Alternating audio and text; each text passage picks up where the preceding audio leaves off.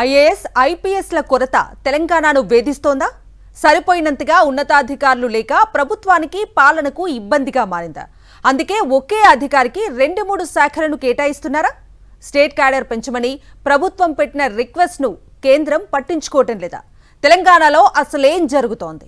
తెలంగాణలో పరిపాలన, శాంతి భద్రతల పర్యవేక్షణకు వెన్నెముకగా నిలిచే ఐఏఎస్, ఐపీఎస్ అధికారుల కొరత తీవ్రంగా వేధిస్తోంది.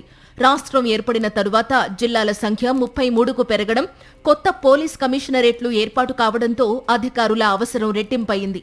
కానీ దానికి అనుగుణంగా కేంద్రం నుంచి కేటాయింపులు జరగకపోవడంతో పాలనపై ఒత్తిడి పెరుగుతోంది. ప్రస్తుతం రాష్ట్రంలో 83 ఐపీఎస్ పోస్టులు మంజూరు కాగా పెరుగుతున్న అవసరాల దృష్ట్యా ఈ సంఖ్యను 105కు పెంచాలని ప్రభుత్వం ప్రతిపాదించింది. 2021లో జరగాల్సిన క్యాడర్ రివ్యూ 2025లో జరగడం, అప్పుడు కేవలం 7 పోస్టులే పెరగడంపై రాష్ట్రం అసంతృప్తిగా ఉంది.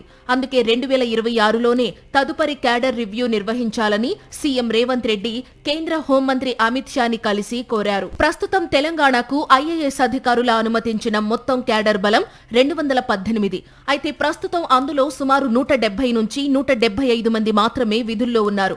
దీంతో సుమారు 40కి పైగా పోస్టులు ఖాళీగా ఉన్నాయి. జిల్లాల పెరుగుదల, కొత్త శాఖలు ఏర్పడటం వల్ల ఒక్కో ఐఏఎస్ అధికారికి 2 లేదా అంతకంటే ఎక్కువ శాఖల బాధ్యతలు అప్పగించాల్సిన పరిస్థితి ఏర్పడింది. దీనికి తోడు అధికారుల కొరత కారణంగా విధి లేక ప్రభుత్వం ఐపీఎస్ అధికారులను మున్సిపల్ కమిషనర్లుగా, ఇతర పౌర విభాగాల్లో నియమించాల్సి వస్తోంది. దీనిపై గతంలో న్యాయస్థానాలు సైతం ఆందోళన వ్యక్తం చేశాయి. ఈ కొరత వల్ల అధికారులపై పనిభారం పెరగడమే కాకుండా కీలకమైన ప్రభుత్వ పథకాల అమలు, శాంతి భద్రతల పరిరక్షణలో జాప్యం జరుగుతోందని వినికిడి.